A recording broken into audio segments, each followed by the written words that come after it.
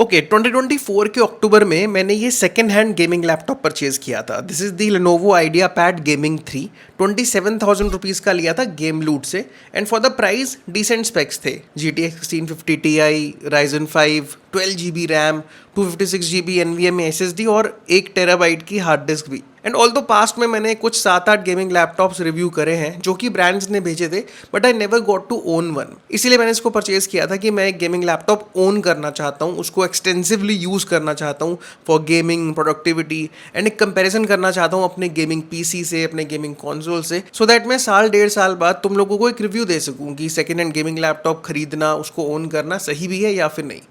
But I was totally wrong. मैंने इन 1.5 सालों में इस लैपटॉप को उनमें से किसी काम के लिए यूज़ ही नहीं किया, ना गेमिंग के लिए, ना एडिटिंग के लिए। सिर्फ एक चीज़ के लिए यूज़ किया और उस एक चीज़ ने इन पिछले 1.5 सालों में मुझे 7 लाख रुपीज़ कमा के दिए हैं। वो एक चीज़ क्या है उसके बारे में तो आगे बात करूंगा ही, but first let's talk about कि मैंने इसके अंदर गेम्स क्यों नहीं खेली, वीडियो एडिटिंग या फोटो एडिटिंग के लिए इसको यूज़ क्यों नहीं किया। And in case you don't know, मेरा नाम दिशांत है। मैं अपने चैनल टेक खुराना पे ऐसे ही चिल वाइब्स वाली टेक वीडियोस बनाता हूँ जो हाईली एक्सपीरियंस बेस्ड होती हैं। हो सकता है यहाँ पर तुम्हें लेटेस्ट एंड ग्रेटेस्ट गैजेट्स देखने के लिए ना मिले, बट हार्टफेल्ट होलसम वीडियो जरूर देखने के लिए मिलेंगी। So if that's your vibe, stick around till the end. इस वीडियो को एंजॉय करो एंड चिल करते हैं साथ में। ओके, फर्स्ट गेमिंग, क्योंकि गेमिंग लैपटॉप है तो लेट्स टॉक अबाउट कि मैंने इसको पिछले 1-1.5 सालों में गेम्स खेलने के लिए क्यों नहीं यूज़ किया। एंड आई बिलीव उसका बहुत सिंपल रीज़न है, इसके स्पेक्स। GTX 1650 Ti और Ryzen 5 का जो कॉम्बिनेशन है उससे शायद मैंने कुछ ज़्यादा ही एक्सपेक्ट कर लिया था। मैं ठहरा PC बिल्ड्स वाला बंदा, तो मुझे लगा था कि यार ये जो कॉम्बिनेशन है ना, ये एटलीस्ट AAA गेम्स में मीडियम सेटिंग्स पे 60 FPS वाली गेम्स तो खिलवा ही देगा। But boy oh boy was I wrong. जब मैंने ये लिया था तो ब्लैक मिथ वूकोंग का काफ़ी क्रेज चल रहा था एंड प्ले स्टेशन पे मैंने उसको हाफ कंप्लीट किया था, हाफ अभी बची थी, तो मैंने सोचा क्यों ना इस पे खेलता हूँ। मैंने इस पे स्टीम इंस्टॉल किया, ब्लैक मिथ इंस्टॉल की एंड जैसे मैंने गेम स्टार्ट करी I couldn't help but notice कि मेरी प्ले स्टेशन के कंपैरिजन में ये कितनी इन्फीरियर फील हो रही है। सबसे पहला डिफरेंस तो ऑब्वियसली मॉनिटर और इसकी डिस्प्ले में ही मुझे समझ आ गया। मेरे पास जो मॉनिटर्स हैं वो कोई बहुत हाई फाई मॉनिटर्स नहीं है, 24 इंचेस के फुल HD मॉनिटर्स ही हैं ये दोनों, और इसकी डिस्प्ले 15.6 इंचेस की फुल HD डिस्प्ले है। तो ऑन पेपर इतना कोई स्टार्क डिफरेंस नहीं है दोनों में, बट इन पर्सन इसके डिस्प्ले इतनी इन्फीरियर है, इतनी डल है, कुछ कहने की हद नहीं।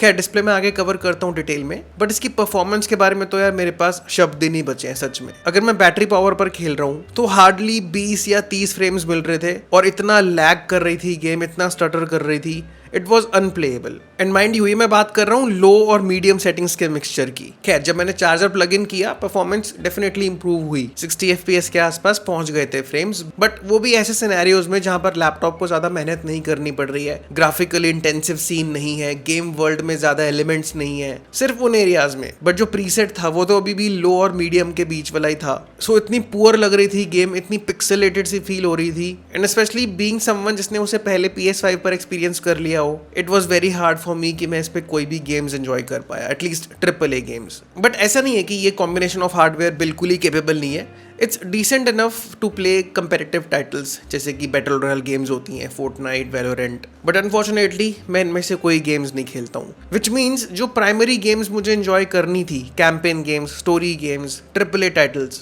उनको खिलवाने के लिए लैपटॉप केपेबल था नहीं, और जिन गेम्स को खिलवाने के लिए केपेबल था वो मुझे खेलनी नहीं थी। और वैसे मैंने बैटरी पर गेम्स खेलने की बात तो इतनी कैजुअली कर दी जैसे पता नहीं कितने घंटों लास्ट करती हो इसकी बैटरी। भाई, अगर मैं इस पे बैटरी पावर पे गेम्स खेल रहा हूँ तो शायद hardly 30 minutes, 45 minutes, that's it. मतलब ये तो एक अलग इशू है कि बैटरी पावर पे गेम्स की ऑप्टिमम परफॉर्मेंस नहीं मिलेगी क्योंकि लैपटॉप इतना पावर हंग्री होता है तो उसको वॉल प्लग चाहिए ही चाहिए, दैट्स अंडरस्टूड। ये नए लैपटॉप के साथ भी होगा और पुराने लैपटॉप्स के साथ भी होगा, बट पुराने लैपटॉप्स के साथ एक ऐसी चीज़ भी है, एक ऐसा प्लेग है कि बैटरी हमेशा एवरेज ही मिलेगी, इनफैक्ट बिलो एवरेज मिलेगी। एंड ये मैं सिर्फ इस लैपटॉप के बेसिस पर नहीं बोल रहा हूँ। जब मैंने अपनी मैकबुक ली थी सेकेंड हैंड तो इसकी बैटरी लाइफ भी मुझे एवरेज ही मिलती है। अगर मैं लगातार यूज़ करूँगा without plugging it into the wire तो मुझे अराउंड 2 घंटे का बैटरी बैकअप या मैक्सिमम 3 घंटे का बैटरी बैकअप मिल जाएगा, कुछ हैवी टास्क कर रहा हूँ जैसे एडिटिंग कर रहा हूँ वीडियो में। तो हाँ, ये चीज़ ध्यान से सोच लेना कि अगर आप एक सेकेंड हैंड लैपटॉप ले रहे हो, सेकेंड हैंड मैकबुक ले रहे हो, तो उसकी बैटरी लाइफ जो है वो तुम्हें बहुत ही बिलो एवरेज मिलेगी। प्लस तुम्हें हो सकता है कि down the road with in a year और विद इन 2 ईयर्स तुमको चेंज ही करानी पड़े, और वो एडवाइजेबल भी होगा क्योंकि अगर तुम बाकी सारी चीज़ें सही चल रही हैं, तो इट्स बेटर कि आप उसकी बैटरी रिप्लेस करवा लो और उसकी लाइफ, उसकी लॉन्जिटिविटी और ज़्यादा इंक्रीज कर लो। और चलो एक बार को मैं ये परफॉर्मेंस वाली चीज़ इग्नोर भी कर दूं, कंपेयर करना बंद कर दूं बार बार PS5 को, and just start enjoying it for what it is, तो जो बची कुची कसर है वो इसके डिस्प्ले पूरी कर देती है। आई मीन इतनी लो ब्राइटनेस और इतने डल कलर्स हैं इस डिस्प्ले के कि कुछ कहने की हद नहीं। जबकि ऑन पेपर डिस्प्ले के स्पेक्स डिसेंट है, बट फिर भी कलर रिप्रोडक्शन, ब्राइटनेस, पैनल की क्वालिटी इतनी पुअर है कि गेम्स क्या कुछ भी एंजॉयबल नहीं है इसके ऊपर। इनफैक्ट नॉर्मल सी ब्राउजर विंडो भी खोलता हूं मैं अगर Amazon खोलने के लिए, यूट्यूब खोलने के लिए, उसके भी कलर्स इतने वॉश्ड ऑफ लगते हैं, व्यूइंग एंगल्स इतने पुअर है, इतना ज्यादा कलर शिफ्ट होता है, हल्का सा साइड से देखोगे तब भी। एंड मैं ब्लैक मिथ गेम के बारे में बता रहा था, उसमें ऐसे बहुत सारे सीन्स आते हैं जब जो एनवायरनमेंट है वो काफी डार्क फील होता है, आसपास केव्स हैं, ब्लैक कलर के पहाड़ हैं। तो इतने सारे इंस्टेंसेस ऐसे हुए मेरे साथ कि जब मुझे स्क्रीन पर दिख ही नहीं रहा था कि भाई वो जो बॉस फाइट हो रही है उसमें वो बॉस खड़ा कहाँ पे है। मैंने रूम की लाइट्स ऑफ कर दी जस्ट टू मेक श्योर कि सिर्फ एक ही लाइट का सोर्स हो रूम में और वो हो ये डिस्प्ले। तब भी I wasn't able to play comfortably. मैं नहीं देख पा रहा था, नहीं जज कर पा रहा था कि मेरा प्लेयर कहाँ पे है, एनवायरनमेंट क्या है मेरे आसपास, कुछ समझ नहीं आ रहा था। सो इन शॉर्ट गेमिंग वाले बॉक्स पे तो बड़ा वाला कांटा लग चुका था मेरे लिए। ऊपर से डे 1 से ही ना इसके डिस्प्ले के बीचों बीच एक निशान है, एक स्क्रैच है, जो मैंने इसकी फर्स्ट इंप्रेशन वीडियो में भी बताया था। I tried to clean it with different type of solutions, monitor cleaners आते हैं वो हो गया, ये सैनिटाइजर हो गया, आई ट्राइड एवरीथिंग, बट वो निशान नहीं जा रहा है क्योंकि वो एक प्रॉपर स्क्रैच है, वो कोई मार्क नहीं है। एंड मुझे लगा था कि I will get used to it, जिस तरीके से आईफोन्स पे नॉच होती है, you get used to it, जिस तरीके से सैमसंग के फोल्ड फोन्स के बीच में क्रीज होती है, you get used to it over the time. But ऐसा नहीं हुआ इसके साथ, मैं यूज टू हुआ ही नहीं हूँ, आज तक भी मुझे वो निशान बॉदर करता है whenever I open the display. Which brings us to the next category, productivity. Productivity के लिए मैंने इसको क्यों नहीं यूज़ किया? देखो मेरे लिए as a content creator productivity में 2 काम आते हैं, video editing, photo editing. Video editing के लिए मैंने एक मैकबुक ले रखी है जो कि मेरी प्राइमरी वीडियो एडिटिंग मशीन है। मेरा फाइनल कट प्रो के ऊपर ही हाथ बैठा हुआ है डे 1 से, और प्रीमियर प्रो या फिर रिजॉल्व के ऊपर शिफ्ट होना एट दिस स्टेज मेरे लिए इम्पॉसिबल है। प्रीमियर प्रो तो मैंने अपने पीसी में भी यूज़ करने की कोशिश करी थी स्टार्टिंग में जब मैंने वो बिल्ड किया था, but believe me final cut pro, premiere pro और रिजॉल्व, ये 3 ऐसे प्रोग्राम्स हैं जो ऊपर से तो लगता है कि सिमिलर एलिमेंट्स ही होंगे और स्विच करना ईजी होगा, लर्निंग कर्व इतना ज़्यादा स्टीप नहीं होगा, बट ऐसा नहीं है भाई। इनफैक्ट बेसिक फंक्शनैलिटीज भी जो है ना तीनों प्रोग्राम्स में, वो बहुत डिफरेंट तरीके से अचीव होती हैं। फॉर एग्जांपल टाइमलाइन में क्लिप्स को मूव करना या उनमें से कोई सर्टेन पोर्शन डिलीट करना, उसका भी टोटली डिफरेंट बिहेवियर है in all the 3 programs. Final cut pro में अगर तुम किसी क्लिप के बीच का पार्ट डिलीट करते हो तो जो आगे वाला हिस्सा है वो ऑटोमेटिकली उस गैप को कवर करके पीछे वाले क्लिप के साथ अटैच हो जाता है। बट प्रीमियर प्रो पे जब तुम क्लिप के बीच का पार्ट काटते हो तो वहां पर एक गैप बन के रह जाता है, आगे वाला पार्ट पीछे वाले पार्ट के साथ नहीं चिपकता है। एंड सुनने में ये शायद बहुत छोटी बात लग रही होगी, बट जिसको स्टार्टिंग से ही फाइनल कट प्रो की हैबिट पड़ी हो वही लोग बता सकते हैं इस चीज का दुख, दर्द और पीड़ा। एंड रिजॉल्व तो भूल ही जाओ, उसमें तो नोड्स और पता नहीं क्या क्या चीजें हैं जो उसकी टाइमलाइन ही बिल्कुल डिफरेंट दिखती है compare to both these programs. And चलो एक पल को मैं अच्छा बच्चा बन के प्रीमियर प्रो सीखने की कोशिश भी करता, तो भी मुझे पक्का पता था कि जो परफॉर्मेंस होगी वीडियो एडिटिंग की वो बहुत पुअर होगी, क्योंकि एज ए सेट मैंने प्रीमियर प्रो पहले अपने पीसी पर ट्राई किया है और उसकी 1080p फुटेज एडिट करने में ही जान निकल जाती है, तो ये क्या घंटा करेगा। विच मीन्स की वीडियो एडिटिंग हटा दो, और दूसरा जो प्राइमरी प्रोडक्टिविटी फंक्शन था इसका मेरे लिए, फोटोशॉप यूज करना, वो भी मैंने यूज करने की कोशिश की। एंड परफॉर्मेंस की अगर मैं बात करूं तो डेफिनेटली ये हल्का सा लैग करता है compare to my PC, but it wasn't something जो मुझे बहुत ज्यादा बॉदर करे, क्योंकि गेम तो है नहीं कि भाई फास्ट स्मूथ फ्रेम रेट्स चाहिए हो मुझे, हल्का फुल्का लैग आता है उससे आप काम चला सकते हो, कोई बात नहीं। बट फोटोशॉप यूज करना, फोटोज एडिट करना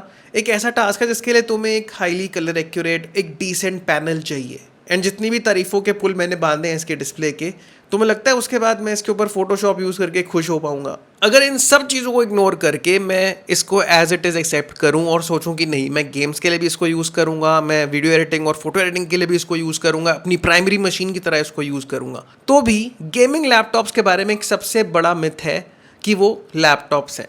नहीं भाई, गेमिंग लैपटॉप्स नहीं है, वो एक डेस्कटॉप सिस्टम है।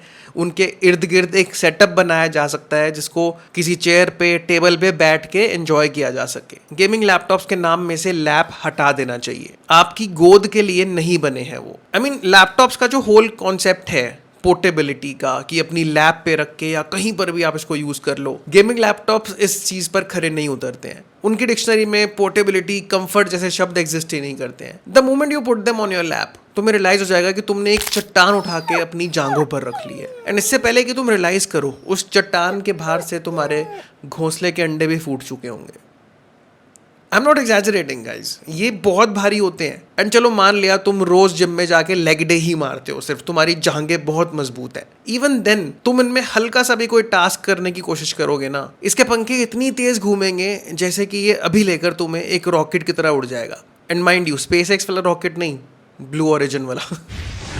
और उन पंखों से इतनी गर्मी, इतनी हीट निकलती है। एक तो दिल्ली में वैसे ही टेम्परेचर 50 डिग्री पहुंचा हुआ है, और मेरी जांघों का जो टेम्परेचर है वो 10 डिग्री और बढ़ जाता है। तुम सोच रहे हो पसीना कहाँ कहाँ घुसता होगा। इन शॉर्ट, गेमिंग टॉप्स है ये, गेमिंग लैपटॉप्स नहीं, gaming tops, that's it. And जब इन्हें एक डेस्कटॉप की तरह ही ट्रीट करना है, मुझे टेबल पे रख के, चेयर पे बैठ के ही यूज करना है, मैं पीसी यूज करूंगा ना अपना।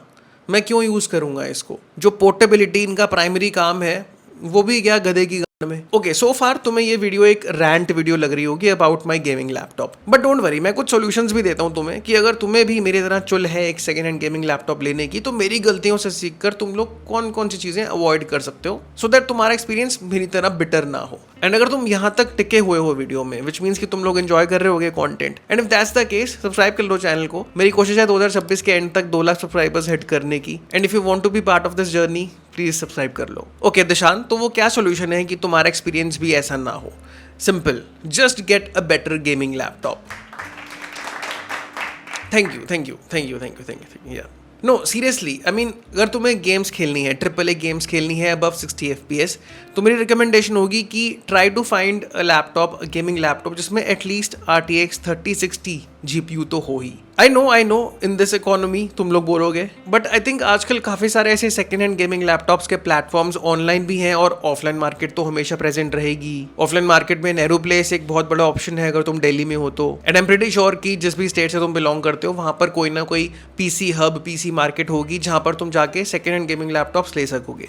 ऑनलाइन लेना है तो मेरी प्रेफर्ड वेबसाइट गेम लूट है, क्योंकि मैं हमेशा वहाँ से लेता आया हूँ।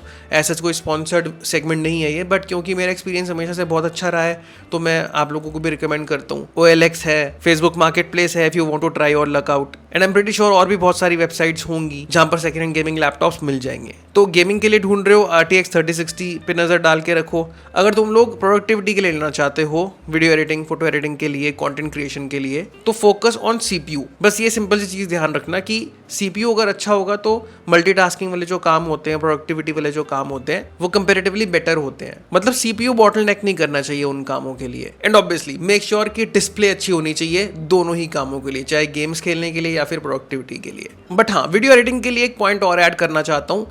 Try to learn on a software जो दोनों सिस्टम्स पे चल जाए, विंडोज पे भी और मैकबुक पे भी, and that is DaVinci Resolve। It is free and better in almost every sense. वंश के पास PC है, वो कंटेंट क्रिएशन शुरू कर रहा है और DaVinci Resolve पे ही सीख रहा है स्टार्टिंग से। जो मेरा कनाडा वाला कजन है, उसने भी रिसेंटली मैकबुक एयर M5 ली है, वो भी कंटेंट क्रिएशन शुरू कर रहा है और वो भी Resolve पे ही सीख रहा है। एंड इन केस फ्यूचर में दोनों ही स्विच करते हैं, वंश विंडोज से मैक पर स्विच करता है या फिर हार्दिक मैक से PC पर स्विच करता है, दोनों को ही प्रॉब्लम नहीं आएगी क्योंकि दोनों सेम सॉफ्टवेयर ही सीख रहे हैं, अनलाइक माई सेल्फ। मतलब सॉफ्टवेयर लॉक्ड नहीं होगे तुम लोग अगर तुम किसी ऐसे प्रोग्राम के ऊपर कोई सर्टेन स्किल सेट सीख रहे हो जो किसी OS के ऊपर डिपेंडेंट नहीं है। ओके, सो मैंने इसको गेमिंग के लिए यूज़ नहीं किया, एडिटिंग के लिए यूज़ नहीं किया, बट फिर भी I manage to earn 7 lakh rupees इस गेमिंग लैपटॉप की वजह से। ऐसा क्या किया दिशांत तूने? Okay, for those who don't know, मैं Amazon लाइव सेशंस होस्ट करता हूँ, जिसके लिए I get paid by Amazon। Starting के 3-4 सेशंस मैंने अपनी मैकबुक पे होस्ट किए। तब तक मेरा ये गेमिंग लैपटॉप धूल मिट्टी ही खा रहा था, क्योंकि गेमिंग के लिए भी मैं इसको यूज़ नहीं कर रहा था और किसी और चीज़ के लिए भी नहीं। तो ये साइड में पड़ा धूल मिट्टी खा रहा था, और अपनी मैकबुक के ऊपर मैं Amazon लाइव सेशंस होस्ट करता था। उसमें बेसिकली OBS चलाना होता है और लाइव स्ट्रीम करनी होती है, जस्ट लाइक आप यूट्यूब पर लाइव स्ट्रीम करते हो, वैसे ही Amazon के ऊपर लाइव स्ट्रीम करनी होती है। एंड भाई साहब, क्या हालत ख़राब होती थी मेरी मैकबुक की। मतलब अगर मैंने OBS चला लिया है और सफारी में मुश्किल से 2 टैब्स खोले हैं ब्राउजर के, तब भी इतनी ज़्यादा लैग करती थी मेरी मैकबुक की कुछ कहने की हद नहीं। माउस पॉइंटर हिलाने में भी वो लैग कर रही होती थी, बाकी सारे टास्क तो छोड़ ही दो। तो इसीलिए 2-3 सेशंस होस्ट करने के बाद जब मुझे समझ आ गया कि मैकबुक तो ये वर्कलोड हैंडल नहीं कर पाएगी, and I was planning to shift on PC. And it was then जब मेरी उस कोने पे पड़े हुए गेमिंग लैपटॉप पे नजर पड़ी और मैंने सोचा एक बार इसमें ट्राई करता हूँ। एंड सरप्राइज सरप्राइज, OBS चला लिया, कैप्चर कार्ड से अपना DSLR कैमरा कनेक्ट कर लिया, ब्राउजर की 40 विंडोज खोल ली। मजाल है ये लैग कर जाए।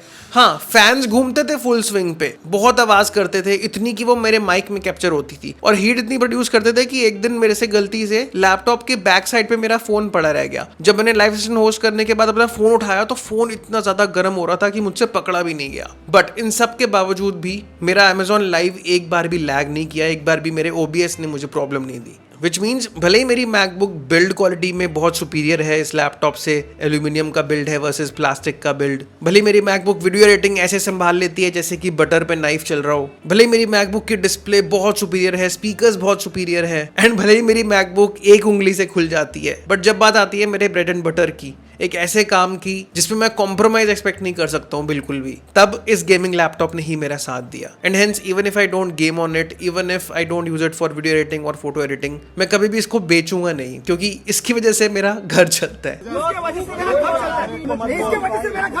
जैसे वो कहते हैं ना कि बंद घड़ी भी दिन में 2 बार सही टाइम दिखाती है, तो बस वैसे ही मेरा खोटा सिक्का है जो Amazon लाइव सेशंस के वक्त मेरा बहुत साथ देता है। And on that note guys, बंद करते हैं आज की वीडियो को। आई होप तुम लोगों का भी सेकंड हैंड लैपटॉप बाय करने का ड्रीम पूरा हो जाएगा। एंड अगर ऐसा होता है तो कमेंट करके जरूर बताना तुम लोगों ने कौन सा लैपटॉप परचेज किया। हम मिलेंगे नेक्स्ट वीडियो में, तब तक के लिए एडियोस।